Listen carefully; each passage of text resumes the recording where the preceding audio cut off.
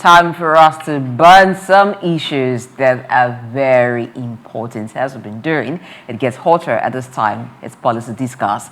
The Senate Committee on Diaspora and Non-Governmental Organizations has disclosed plans for Nigeria to collaborate with other countries to compile a comprehensive database of Nigerians in order to reverse the increasing trend of Nigerians migrating abroad, or simply say JAPA, for better opportunities. Now, this phenomenon, they intend to change by being creative, doing things that will make Nigerians who have already JAPA'd to now JAPA'da. Doc.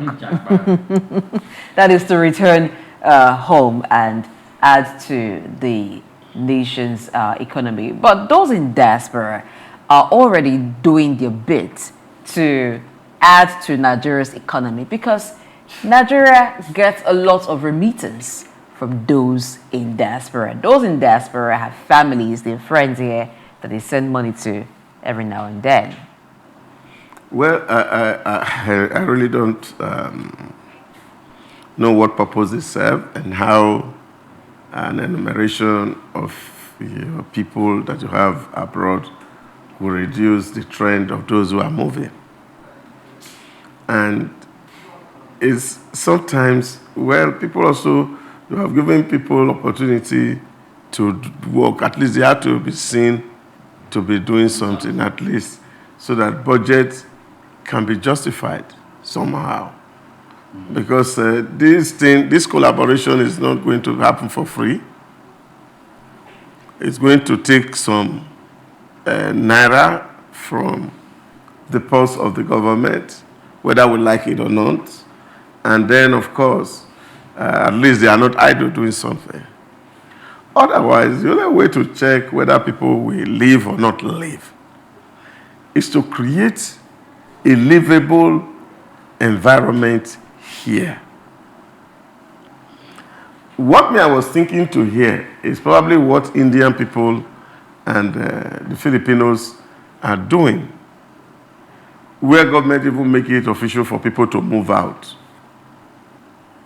by creating a culture of work excellence on their people, who government has screened and profiled, and create a website where other countries can actually go to and recruit trusted Nigerians who will be of service to the people outside. We're talking about an environment where people are saying over 130 million people are multidimensionally poor.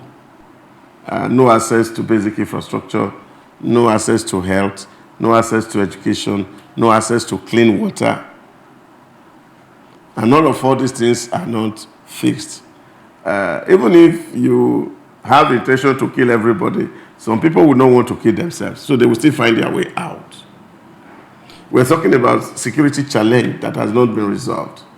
So I think that if people see that government has done well in terms of creating the right ecosystem for prosperity to happen, nobody will travel.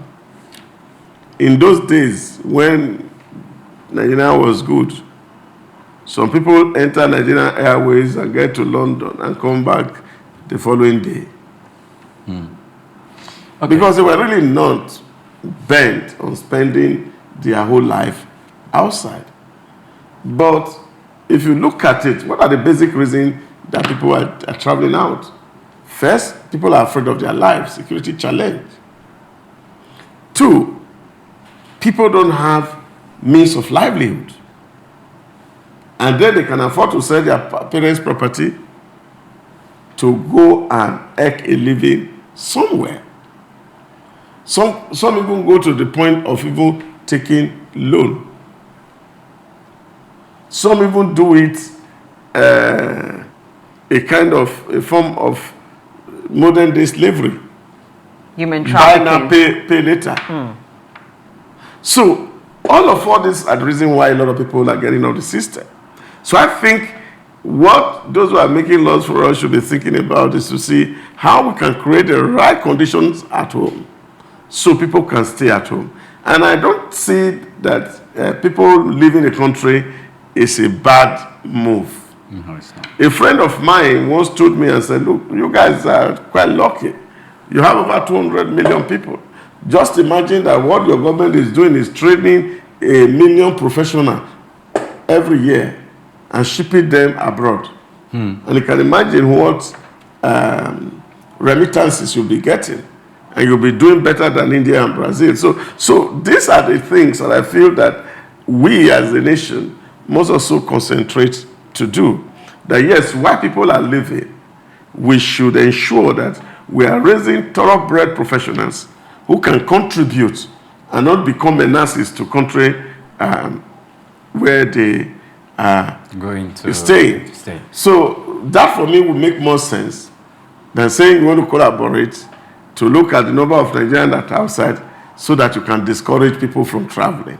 And I don't think it is within the mandate or the purview of those that seen it to be about. I don't No, know. Josh, you That talked is- about what makes people want to JAPA, sometimes the unlivable conditions. And you've also mentioned 2 countries that are big players in the business process outsourcing industry, India and Philippines.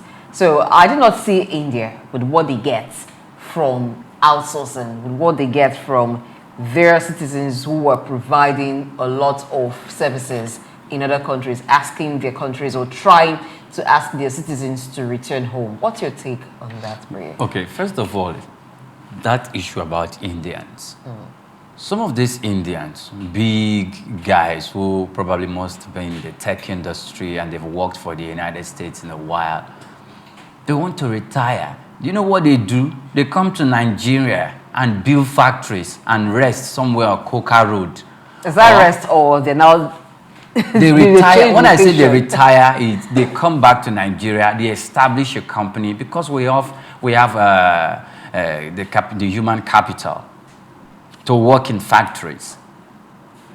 If you go and look at some of the factories from Lagos to Ogun State and that stretch I was mentioning about a day or 2 days ago, the Mowe Bafo axis, we have some manufacturing outlets there.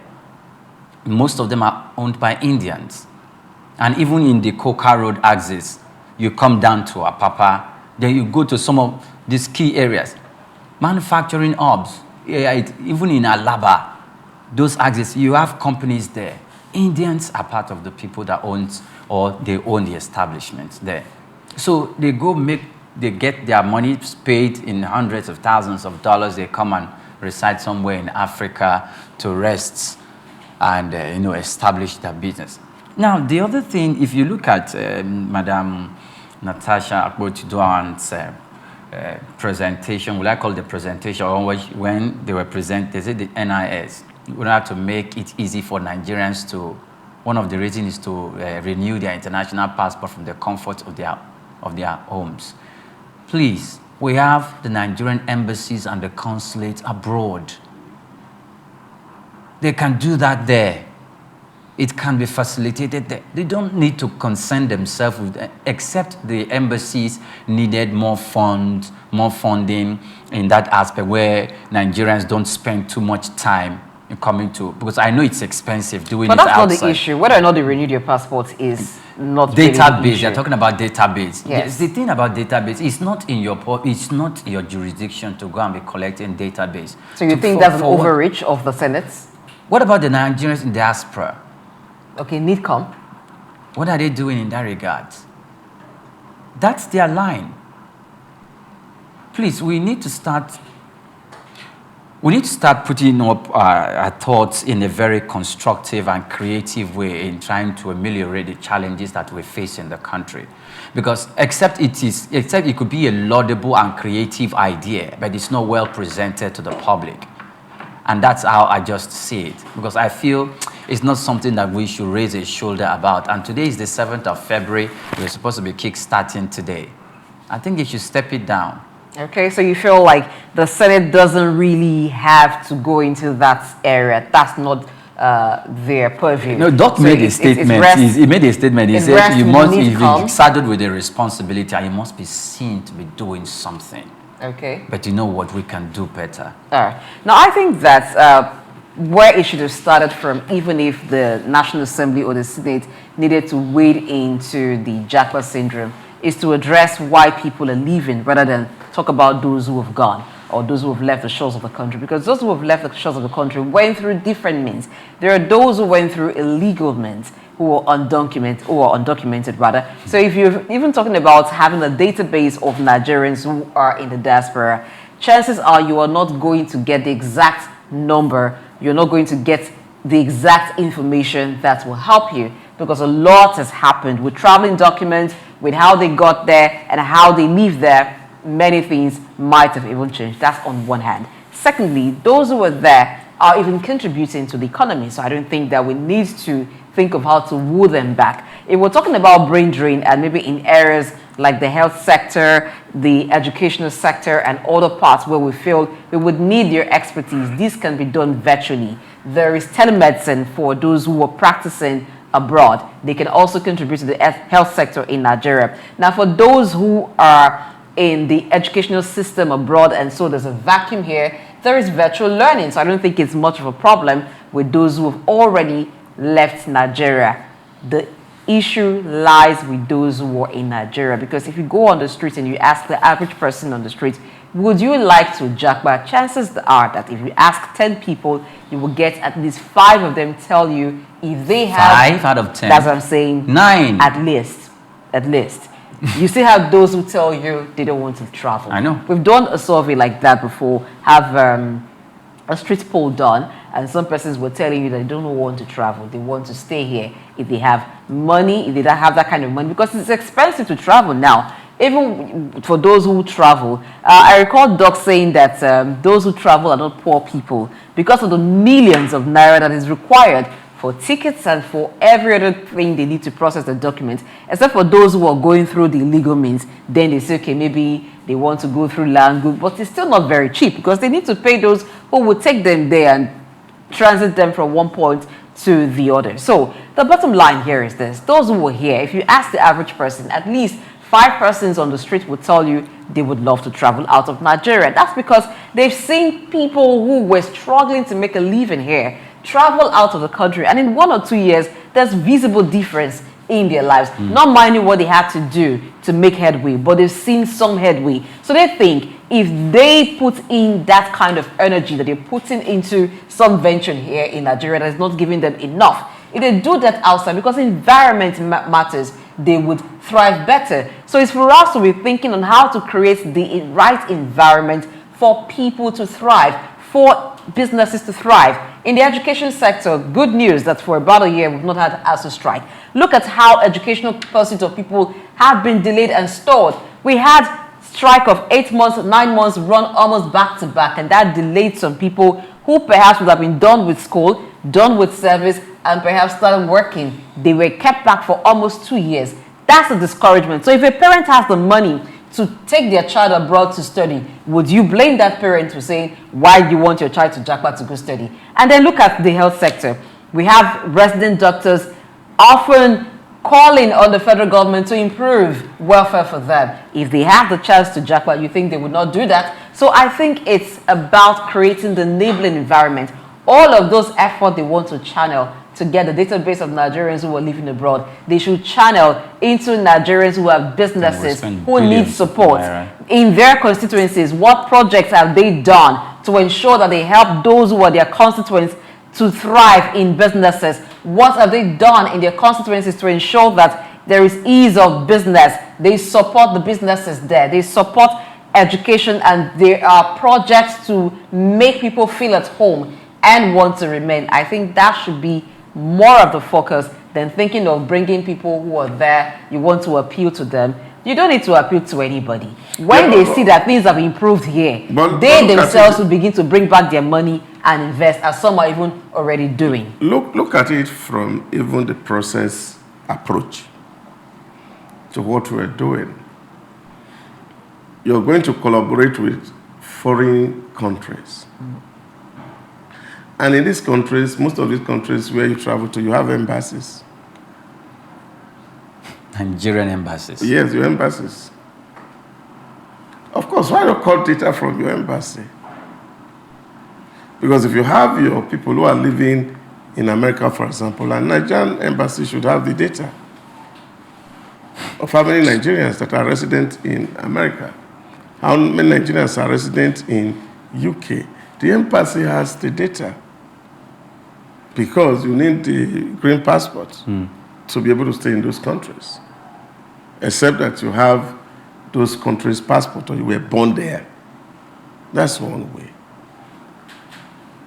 Many people who left here, they left through our airports, where both Immigration Service, Nigerian Custom, and all the multiple agencies that are in that airport stamp passport out and stamp passport in. So why are we looking for data? So that is just to look at it, and that is the way I see it, that you see, of course, if you have to travel around the world, you can imagine how much millions of naira or dollars that has to be programmed into that trip to do this collaboration. This is where I agree with Pri on the fact that you have NITCOM saddled with the responsibility of interfacing with Nigerians in the diaspora. We don't even need NITCOM. So why are you why do I wanting need a NITCOM to do... when I have an ambassador designate? That's one, and you also have NITCOM. So why are you wanting to do other people's job? We have consulars who are all spread across everywhere. What do I need NITCOM for? No, we don't need even it. if you need them to do that advocacy and campaign. We don't need any campaign. You need an embassy that's functional. You need a high commissioner that is functional. You need an ambassador who knows what he's doing. You need a high commissioner who knows what he's doing. You need a consular who understands what the business of diplomacy is all about. Now, you don't need a NITCOM. We just create institutions. Like I said, where we're talking about state creation, we create this institution because we want to give job to some boys. And then, of course, we can, work has become like a social service, as it were. But the point I'm making is that we can actually commercialize JAPAism, if there's anything like that. How do you mean? In 2023, Nigeria had about a little over 20 billion from remittances diaspora. India had $129 billion from remittances. That's huge. To open the gate for Nigerians yes, to leave. Huge. That's bigger than Nigerian budget. Bigger than Nigerian 2 or 3 years budget. From diaspora remittances alone. So, why not focus on creating the right people living by investing heavily on your education system so that you can actually create the needed manpower? House help have sites in India where anybody who is looking for house help, government guaranteed, they go to the site, they recruit. Drivers, they are well trained and licensed. They are on the site. You need an Indian driver, go to the website, you recruit. They are government guaranteed because these guys have been profiled. And government can tell you that this is our citizen. We know them. And we know them. And we understand that they are going to represent us well, and they are going to give you the kind of service that you need. So, I have argued this at several fora. Colonialism came as a result of Europeans wanting to offload the pressure of the middle class from within the system and ensure that the system did not combust. So what they needed to do was that these people who were emerging middle class people created a new environment where they themselves became king as colonial masters. Okay, so I want to equally look at it from the education aspect where you have made some references to. On a year basis, how many federal universities do we have in Nigeria? How many state universities do we have in Nigeria?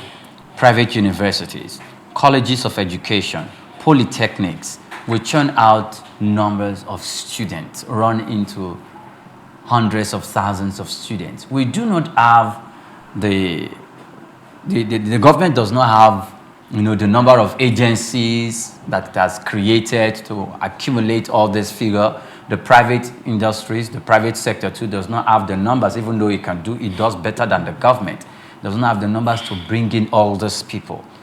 So if we are commercializing JAPA, or we are going to make money for them, make an economic, open the doors, make the process seamless for them to leave, for them to go.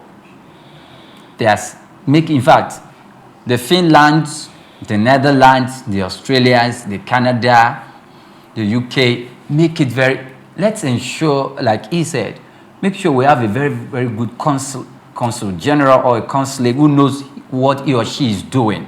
That, look, I am not here representing my government. If I'm just representing my government politically and I'm not bringing, or through my office, there's no economic returns back to my country, then I am not doing what I'm supposed to do. Make sure that Nigerians find their way out. And trust me, our brothers in the north, by way of religion, they have the right to marry more wives. Our population is going to continue to boom. In the south, we are going to continue to boom also, population-wise. So we will not be out of people. In 2050, we are going to be the third largest population-wise in the world. Imagine where you have all those people in Nigeria, if we are going to be 500 million people in Nigeria, and how it's going to turn out. There's going to be the increase of crime, criminal activities, because there will be less jobs available for people to do. It's not just job, Priye. And this is one of the things I say to people, because you see, even as a country, we are not even thinking where those 450 million people are going to live as we speak right now. There's no planning. Because nobody is thinking about it. People are thinking that, oh, we have plenty of land. Do we? You only need just to take a drive from here to Mowe and you will see that there's no land to be bought. So this is the problem. But we're not thinking about it. And I have advocated at a certain forum, and I said, why are we still building house and we are growing vertically? Where everywhere people are moving vertically, we are still growing horizontally. Still giving 100 by 60 square kilometer of land to one person. And it's making it very expensive. And we're not thinking that this person that we're giving 1 kilometer of land is having an issue. I remember when I started to have children, my mother said to me, I said, look, why? Just to, I said, yes, this is what I can manage. He said, no, it's not possible. I said, it's possible. I don't have the means. He said, what do you mean by the means? He said, I'll help you. I said, you can't help me. So he said, but why are you refusing help? He said, because there was no way she could help me. I needed to break it down for her to understand that my father had 8 children. And he actually had 8 hectares of land where he was farming. So which means by implication, for each of the child he had, there was 1 hectare of land to feed. Now, I come from a community where, of course, land are given to only male children. And we are 4. So if my father had 8, and 1 was feeding a child, then if 4 of us had to share the land equally, I can only have access to 2. I said, I can buy land. I said, the other people also have the same problem. They're also looking for land to buy because they can't find a land to buy. And I think government must be thinking about this, and we are making plan for people, and we are giving C4 to people to use land, and we are abusing land. We are not thinking about how we are going to feed these people. Look at it. If you go to the northeast, you see the certification. The sun is pushing people away. Erosion is pushing people away from there. The river is encroaching on land, and the 924,000 square kilometers that we think we have has actually been reduced to less than 800. And that is why you are seeing that why there was this conversation about whether we are going to do Ruga, whether we are going to have grazing route. Because all the places where people were farming before has become new cities. We must have to plan for the future. So part of the planning for me is even to see how we're going to be offloading people off the environment so that there's no so much tension that we combust at home should be what should occupy those who make laws for Nigeria. And I think that is reasonable enough so that we can look at tomorrow and not continue to think about today. I think we do need database actually, but not database of Nigerians who are living abroad. We need database of a lot of things in Nigeria. Database of how many children are being born, how many people currently live in Nigeria, where they live, and every information that will help in planning.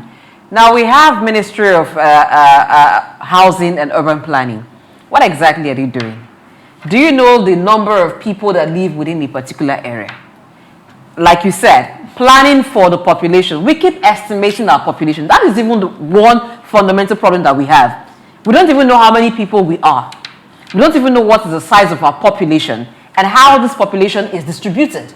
Now, when you don't even know the number of children you have, how do you plan for them? Even as the mother of the house, when you want to cook, you need to know how many people are at home. So that determines the quantity of food that you make. So when we don't even know the number of people who reside within a particular area, what is the infrastructure available for them, how then do you plan? We make budgeting for capital infrastructure. It is just, sometimes it seems like it's done on a whim. What you think they need. And so you factor that into the budget. We're going to build roads for so and so people, or in this area, we're going to build this and that. Sometimes the things that we do as capital projects, there is no sufficient data backing the need of that project, backing those the data of those it will serve, and for how long that particular project is going to be relevant. Look at the way we even construct roads. It's even of recent. You find that federal roads are having maybe up to 8 carriages. We used to have just maybe like 4. But you find that over time, why do we have traffic situation in many parts of the country and in Lagos as well? Because the number of people that you have living in the city are more than what the infrastructure can take. You have more cars on the road than you had 4 or 5 years later. And so Third Mainland Bridge has become small to take those number of cars. So you find that in some states they're now having flyovers done. But if we had a database of every state, every local government, the number of people, not estimated population, the population that we have, the infrastructure that we have, and how long we need to use them before we expand them, it will solve the situation. The reason we're even talking about JAPA is because certain sectors are feeling the effect of people who have left. Does that mean that we do not have people who have graduated from school who should have filled those positions? Are we employing since people have left? That means there is vacancy. Why are we not employing? Why is there an embargo on employment in several ministries, in several agencies, in several offices of government, even private? Where people left, people should fill in. And we have those people here who are struggling looking for jobs. Instead, we are allowing the few who are there to render services that they alone cannot attend to. And that's why we're feeling the effect. So rather than look outside, we should look inward to solve the problem. And the reason why, the reason I think NITCOM has become relevant is because you see those embassies that we have, they don't seem to be doing much. How many times have we had embassies in Nigeria, in other countries, attend to Nigerians who were stranded, attend to Nigerians who were in need, attend to Nigerians who have been maltreated? It is NITCOM that we even see responding. Even in the cases of students in other institutions where they have paid fees and they had challenges with the school and they were almost deported, it was NITCOM who came to their rescue. What are the consulates doing? What are the embassies doing? So why they've not been relevant, do we expect them now to wake up? Yeah, but at that point, I've seriously advocated this morning. Appointments are done based on political consideration. Some of these people that you send to go on the embassy, we are not strategic in terms of our relationship with other nations. Take, for example, if I'm sending somebody to China, I'm going to send a D guy to China to go represent me in China. If I'm sending somebody to Germany, I'm going to send a D guy to Germany. I'm not going to send anybody because he's going on holiday. A politician. Or because he's a member of my party. That is why you see they are not functional. Because they are not strategic in appointment. It is settlements that we do with appointment of people who get to High Commission. Just like we do for other areas, including employment, especially when it has to do with government. It has to be with somebody you know or somebody who you feel can add value. until we allow merit to determine how we live, a lot of things, all these gaps, we'll continue to see them. But on the issue of this collaboration, which of course we're talking about, and I think is something the committee is set up to oversee what the diaspora, because it has become an agency of government. It has come to stay. So the commission is there to stay, and the committee must do its work. And part of the way committee has to do their work is to ensure that some of all these structures are created, and at least that can keep people busy. But aside that, I don't think that it's a need of the hour that we have to spend too much of energy talking about. And that also says that, or goes to say that for the National Assembly, I think they've been concentrating a lot these days on things that are not very critical issues that they should be handling. Because for some of them, you have people who have who have it as their core duty to handle. And we think there are more critical issues that they can be discussing at the National Assembly, whether it's at the red chamber or the green chamber.